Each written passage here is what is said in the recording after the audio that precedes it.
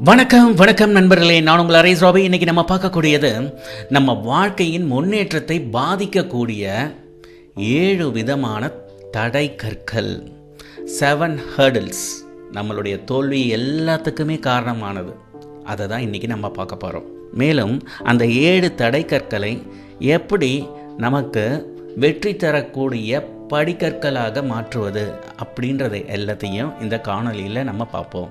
மேலும் இந்த 7 தடைக்கற்கள் குறிப்பாக நான் சொல்லக்கூடியது மாணவர்கள் மாணவ பருவத்திலேயே தங்களை செப்பன செதுக்கிக் கொள்ள இந்த தடைக்கற்களை அறவே நீக்கிட்டு அதுவே வெற்றிக்கான ஒரு படிக்கற்களாக மாற்றுவதற்கு கண்டிப்பாக உதவும். ஸோ ஃபுல்லாக வீடியோவை பாருங்கள்.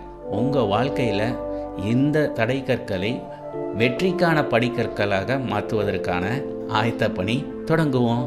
எஸ் மை டியர் ஃப்ரெண்ட்ஸ், அதுக்கு முன்பு நம்ம சேனல் அரேஸ் ராபி ஸ்பீக்ஸை சப்ஸ்கிரைப் பண்ணிவிடுங்க. வாங்க வாழ்க்கைக்கான முன்னேற்றத்தை பாதிக்கக்கூடிய அந்த 7 தடைக்கற்கள் என்ன அப்படின்றத பார்ப்போம். முதல் தடைக்கல் என்ன அப்படின்னு கேட்டிங்கன்னா பயம்.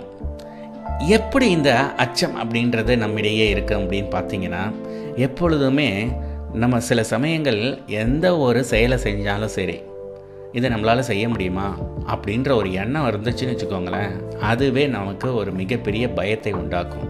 மேலும் ஒரு காரியத்தை நம்ம செய்யணும்னா அதற்கான ஆயத்த பணிகளில் எப்படி நம்ம செம்மையாக ஆயத்தப்படுத்திக்கிட்டோம் அப்படின்ற ஒரு விஷயம் இருக்குது.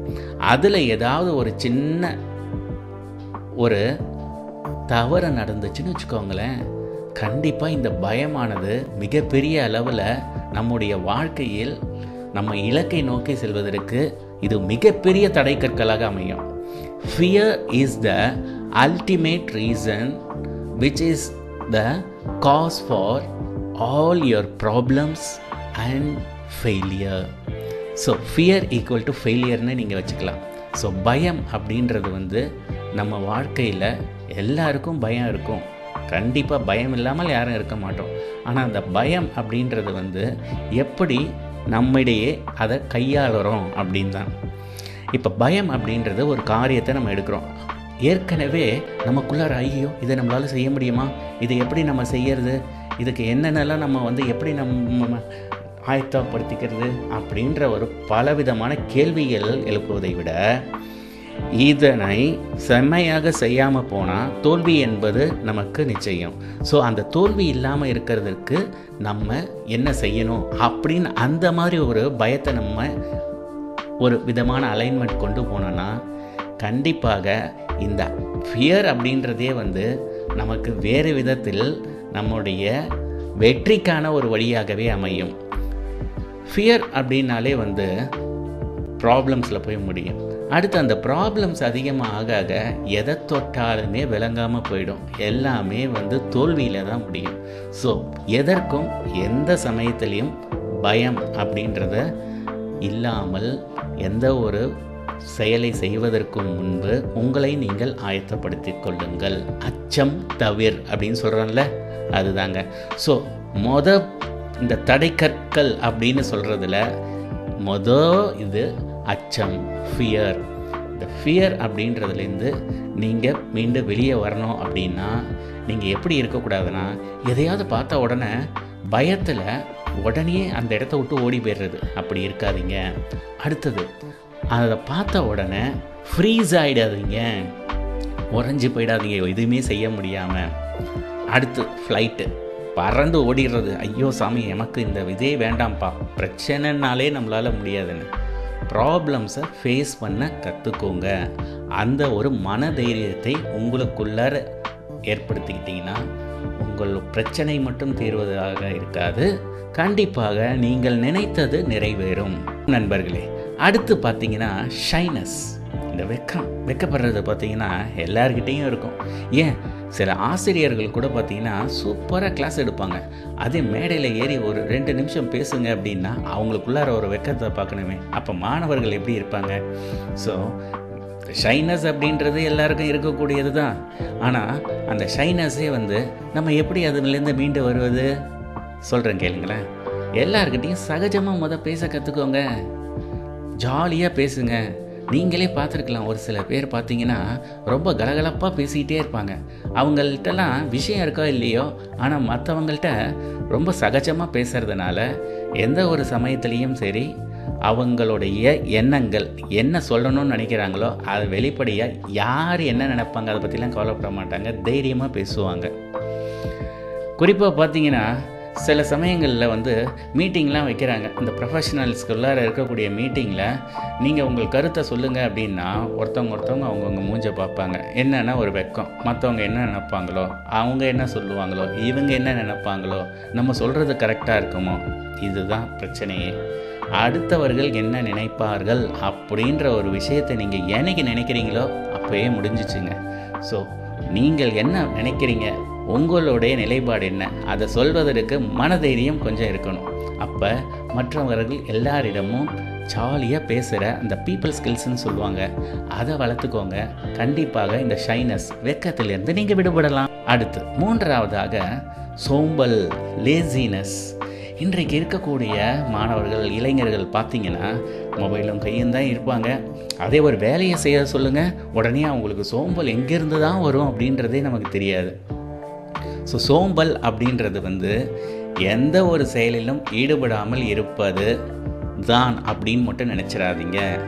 ஏன்னா அவங்க நினைப்பாங்க, மொபைல் பார்த்துட்ருக்குறோம்ல, நான் என்ன சோம்பலாவாக இருக்கிறேன், மொபைலில் தான் எல்லாமே நான் பார்த்துட்ருக்கேன் அப்படின்னு சில மாணவர்கள்லாம் சொல்வது உண்டு. ஆனால் மொபைலில் என்ன பார்க்குறாங்க அப்படின்றது அது வேறு விஷயம். மேலும் ஒரு காரியம் எடுத்துக்கொள்கிறீர்கள் என்றால் குறிப்பாக இந்த சோம்பல் அப்படின்றது ஒரு மிகப்பெரிய அளவில் உங்களுக்கு தோல்வியே சேரும். அப்போ நீங்கள் என்ன பண்ணணும் அப்படின்னா உங்களுடைய மனம் மற்றும் உடல் இது ரெண்டும் ஆரோக்கியமாக இருக்கணும். அப்போ என்ன பண்ணணும், விடியற் காலையில் எழுந்திருக்கிறது அது ரொம்ப முக்கியமானது. ஏதாவது ஒரு உடற்பயிற்சி செய்யுங்கள். இந்த உடற்பயிற்சி செய்வதனால உங்கள் உடல் மட்டுமல்ல மனமும் அதற்கான ஆயத்தமாகிடும். ஸோ சோம்பல் அப்படின்றது உங்களுக்குள்ளார நீங்களே வளர்த்துக்கிறது தான். அதுலேருந்து நீங்கள் விடுபடணும்னா காலையில் எந்திரிக்கணும்னா சீக்கிரமாக நைட்டு படுக்கணும். சீக்கிரமாக நைட்டு படுக்கணுன்னா என்ன, மொபைல் ஃபோனை கடைசி அரை மணி நேரத்துக்கு தூங்குவதற்கு முன்பு கண்ணுலேயே படக்கூடாது, தூக்கி எங்கேயாவது வச்சுருங்க. கண்டிப்பாக சீக்கிரம் தூங்குனீங்கன்னா சீக்கிரமாக எந்திரிக்கலாம். மேலும் பார்த்தீங்கன்னா சப்கான்ஷியஸ் மைண்டு 24/7 வேலை பார்த்துட்ருக்கோம். ஆனால் நம்ம பார்த்திங்கன்னா கொஞ்ச நேரம் வேலை செய்கிறதுக்கு கூட நம்ம சோம்பேறிப்படுவோம். சப்கான்ஷியஸ் மைண்டை நம்ம அப்படியே இந்த தூக்கம் தூக்கம் சவுண்ட் ஸ்லீப்புன்னு சொல்லுவாங்க பார்த்தீங்களா, அந்த சவுண்ட் ஸ்லீப்பு கிட்டத்தட்ட அது ஒரு மிகப்பெரிய அளவில் நமக்கு ஒரு வெற்றியை தரணும். அப்படின்னா நம்ம மைண்டை எப்படி நம்ம ப்ரிப்பேர் பண்ணிக்கிறோம். அப்போ நல்ல விஷயங்களை பேசணும், நல்ல விஷயங்களை மட்டும்தான் விவாதிக்கணும், நல்ல விஷயங்களை தான் பார்க்கணும். குறிப்பாக மொபைல் ஃபோனில் எடுத்து எதை நீங்கள் பார்த்தாலும் சரி, அது எதுவுமே உங்களுக்கு நல்லதாக மேக்ஸிமம் அமையாது. அதுவும் தூங்குவதற்கு முன்பு நீங்கள் 1000 நல்ல விஷயங்களாகவே தேடி பார்த்தாலும் ஏதாவது ஒரு விஷயம் உங்களுடைய இலக்குக்கு எதிராக இருக்கக்கூடிய சில விஷயங்கள் அதுதான் உங்கள் கண்ணுக்கு படும். அதை நினைத்து கொண்டே நீங்கள் படுத்தீங்கன்னு வச்சுக்கோங்களேன், சப்கான்ஷியஸ் மைண்டில் அதுதான் இருக்கும். சப்போஸ் இப்போ நீங்கள் ஒரு ஓட்டப்பந்தயத்தில் ஓடணும்னு நினைக்கிறீங்க, ஃபஸ்ட் ப்ரைஸ் வாங்கணும்னு நினைக்கிறீங்க. ஆனால் நீங்கள் பார்க்கக்கூடிய சில வீடியோஸை யூடியூப்பில் இல்லை மெசேஜ் வாட்ஸ்அப்பில் இருக்கக்கூடியதோ என்ன தான் நல்ல விஷயங்களாக எதுவும் தேடி பார்த்துருந்தாலும் ஏதாவது ஒரு கதையில் இந்த மாதிரி ஒரு ஓட்டப்பந்தயத்துக்கு ஓடும்போது திடீர்னு மசில்ஸ் பிடிச்சி அந்த இடத்துல கீழே விழுந்துடுறான், அந்த ரேஸில் தோத்துடுறான் அப்படின்ற மாதிரி ஒரு வீடியோ வந்துச்சுன்னா அதுதான் சப்கான்ஷியஸ் மைண்டில் அப்படியே இருக்கும். நீங்கள் 1000 பார்த்தீங்கன்னா கூட அதெல்லாம் எதுவுமே உங்கள் மனசில் நிற்காது. இது ஒன்று தான் சப்கான்ஷியஸ் மைண்டில் நிற்கும். ஸோ நீங்கள் தூங்குவதற்கு முன்பு உங்களை நீங்கள் ஆயத்தப்படுத்திக்கணும் அப்படின்னா மெயினாக நீங்கள் அரை மணி நேரத்துக்கு முன்னாடி இந்த மொபைல் இதுலேருந்து கொஞ்சம் தூரமாக இருங்க. அடுத்தது பார்த்தீங்கன்னா ப்ரொக்ராஸ்டினேஷன் அப்படின்னு சொல்லக்கூடிய காலம் தாழ்த்துதல். இந்த காலம் தாழ்த்துதல் அப்படின்றது ஒரு மிகப்பெரிய வியாதியாகவே இருக்குங்க. ஏன்னா ஒரு விஷயத்தை எடுத்தோன்னா உடனே செஞ்சு முடிக்கணும் அப்படின்ற ஒரு எண்ணம் இருந்தால் மட்டும்தான் மிகப்பெரிய அளவில் வெற்றி கிடைக்கும். ஆனால் என்ன பிரச்சனை அப்படின்னு பார்த்தீங்கன்னா, மாணவர்களிடையே ஒரு 4 நாள் லீவ் விட்றாங்கன்னு வச்சுக்கோங்க, நிறைய வீட்டு பாடம்லாம் கொடுப்பாங்க. இந்த வீட்டு பாடம் கொடுக்கறத எத்தனை பேர் அன்னன்னைக்கு டைம் டேபிள் போட்ட மாதிரி நீட்டாக ஸ்கூலில் எப்படி டைம் டேபிள் போட்டு ஒரு பீரியட் வருதோ அதே மாதிரி இன்றைக்கி இதை எழுதி முடிக்கணும் அப்படின்னு எல்லாத்தையும் முடிப்பீங்கன்னு பார்த்தா ஒரு மிகப்பெரிய கேள்விக்குறி தான். ஸோ நீங்கள் என்ன பண்ணணும், ஒவ்வொரு நாளைக்கு இந்தந்த வீட்டு பாடத்தை எழுதி முடிச்சிடணும் அப்படின்ற ஒரு எண்ணம் இருந்துச்சுன்னா நல்லது. ஆனால் பெரும்பாலான மாணவர்கள் என்ன பண்ணுவாங்க, முதல் நாள் சரி அடுத்த நாள் பார்த்துக்கலாமே, இன்னும் 3 நாள் இருக்குல்ல அப்படின்னு நினைக்கிறது. அதுக்கு அடுத்த நாள் வந்தோடனே கிரிக்கெட் மேட்ச் போட்டிருக்காங்களே, இல்லை நமக்கு மேட்ச் விளையாட நம்ம ஃப்ரெண்ட்ஸை கூப்பிட்ருக்காங்களே, இன்னும் 2 நாள் இருக்குல்ல அன்றைக்கி பார்த்துக்கலாம் அப்படின்னு நினைப்போம். 3ஆவது நாள் பார்த்திங்கன்னா யாராவது விருந்தாடி வந்திருப்பாங்க, அவங்க கூட டைம் ஸ்பெண்ட் பண்ணியிருப்போம். 4ஆவது நாளே வந்துடும், ஒரு நாள் இருக்குல்ல இன்றைக்கி பார்த்துக்கலான்னு நினைப்பீங்க. அன்னைக்கு பார்த்தீங்கன்னா ஏதாவது தொலைக்காட்சியில் ஒரு புது படத்தை போட்டிருப்பானுங்க, அதை எல்லாத்தையும் பார்த்து முடிச்சுட்டு மதியானம் நல்ல சாப்பாடெல்லாம் சாப்பிட்டுட்டு அதுக்கப்புறம் உட்காந்து வேகமாக எழுதுவாங்க. இந்த பிரச்சனை என்ன ஆகுனா, அந்த காலம் தாழ்த்துதல் ஒரு விஷயத்தை நாளைன்னு போட்டுட்ருக்கிறது ஒரு காலகட்டத்துக்கு பிறகு அந்த ப்ரோகாஸ்டினேட்ன்றது அடுத்த கட்டத்துக்கு வரும். அதுதான் என்னென்னா, ஒரு கில்ட்டி ஃபீலிங் உங்களுக்குள்ளார உருவாகும். என்னடா இது அப்படின்னு ஒரு கில்ட்டி ஃபீலிங் உங்கள்கிட்ட ஆச்சுன்னா அதுவே தான் பேனிக், சடன் ஃபியர்னு சொல்லுவாங்க. ஒரு பயத்தை உண்டாக்கும். ஃபஸ்ட்டு பார்த்தோம் பார்த்தீங்களா, இதுதான் அந்த பயத்தை உருவாக்கும். பயமே எல்லா தோல்விகளுக்கும் காரணம் நான் முன்னாடியே சொல்லியிருக்கேன். இதுக்கு அடுத்து என்ன பண்ணுவோம் அப்படின்னு பார்த்தீங்கன்னா, எக்ஸ்கியூசஸ் நம்மளே ஜெனரேட் பண்ணுவோம். வீட்டு பாடங்களை எழுதி முடிக்க முடியாது. கடைசியில் தாத்தா பாட்டி உயிரோடு தான் இருப்பாங்க. ஸ்கூலுக்கு போய் டீச்சர்கிட்ட என்ன சொல்லுவீங்க, தாத்தா இறந்துட்டார், பாட்டி இறந்துட்டாங்க, இப்படியெல்லாம் ஏதாவது ஒரு காரணக்கர்த்தா அழகாக சூப்பராக ஒரு கதையோடு எடுத்துகிட்டு போய் சொல்ல ஆரம்பிப்போம். இது அப்படியே ஒரு சைக்கிள் மாதிரி ஃபாலோ பண்ணிச்சுன்னா கண்டிப்பாக வாழ்க்கையில் நீங்கள் எப்பேற்பட்ட குட்டிக்காரன் அடித்தாலும் எதுலேயுமே உங்களால் வெற்றி பெறவே முடியும். அடுத்து பார்த்தீங்கன்னா இன்ஃபீரியாரிட்டி காம்ப்ளெக்ஸ். இது பெரும்பாலான பலருக்கு இருக்கக்கூடிய ஒன்று. எப்போ இந்த இன்ஃபீரியாரிட்டி காம்ப்ளெக்ஸ், தாழ்வு மனப்பான்மையானது உங்கள்கிட்ட இருக்கும் அப்படின்னு பார்த்தீங்கன்னா, இந்த மனதைரியமானது கண்டிப்பாக எல்லாருக்கும் இருக்கும். ஆனால் பிரச்சனை என்னன்னா, நம்மளை விட அவங்க ரொம்ப திறமைசாலியாக இருக்கிறாங்களே, அவங்களுக்கு முன்னாடி நம்மளால் நின்று ஜெயிக்க முடியுமா அப்படின்னு ஒரு எதிர்மறையான எண்ணம் நமக்குள்ளார இருக்கும் பொழுது கண்டிப்பாக அதுவே நமக்கு ஒரு தாழ்வு மனப்பான்மையை உண்டாக்கும். ஸோ இந்த தாழ்வு மனப்பான்மையிலேருந்து எப்படி விடுபடுவது அப்படின்னு கேட்டிங்கன்னா, கான்ஃபிடென்ஸ்.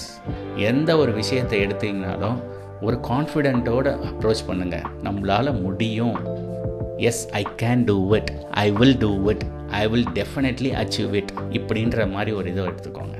கண்டிப்பாக இந்த இன்ஃபீரியாரிட்டி காம்ப்ளெக்ஸ்லேருந்து நீங்கள் மேலே விடுபட்டு வந்துடலாம். கண்டிப்பாக நீங்கள் நினைத்த இலக்கை அடுத்து பார்த்தீங்கன்னா, பிற்போக்கு பழக்கங்கள், நெகட்டிவ் ஹேபிட்ஸ். இந்த நெகட்டிவ் ஹேபிட்ஸ் அப்படின்னும் பொழுது பல விதமான ஹேபிட்ஸை நம்ம சொல்லலாம். இருந்தாலும் நான் ஒரே ஒரு விஷயம் சொல்கிறேன் கேளுங்களேன். என்னென்னா, we cannot change our past, we cannot change our future, but one thing, நம்மளுடைய ஹேபிட்ஸ், பழக்க வழக்கங்களை கண்டிப்பாக மாற்ற முடியும். பழக்க வழக்கங்களை மாற்றுங்க. நீங்கள் என்ன நினைக்கிறீங்களோ, எதிர்காலத்தில் என்ன நினைக்குமோ அதை மாற்றி அமைத்து நீங்கள் நினைத்தது நடக்கும். மேலும் பாஸ்ட்டுன்னு சொன்னோம் பார்த்தீங்களா, உங்களுடைய பாஸ்ட்டு ஏதாவது தப்பு கூட செஞ்சுருக்கலாம். நீங்கள் அந்தளவுக்கு எந்த ஒரு விஷயமும் நல்லபடியாக செய்யாமல் இருந்திருக்கலாம். நான் சொன்ன மாதிரி உங்கள் பழக்க வழக்கங்களை மாற்றிக்கொள்ளுங்கள். அப்படி கெட்ட பேர் வாங்கியிருந்தீங்கன்னா அது நல்ல பேராக மாற்றக்கூடிய ஒரு தருணம் வரும். மேலும் உங்கள் எதிர்காலம், அந்த ஃப்யூச்சரை மாற்றக்கூடிய இது டெஃபினட்டாக உங்கள் ஹேபிட்ஸில் தான் இருக்குது. அடுத்தது ஒரு முக்கியமான ஒரு விஷயங்க, எதிர்மறை எண்ணங்கள், நெகட்டிவ் தாட்ஸ்.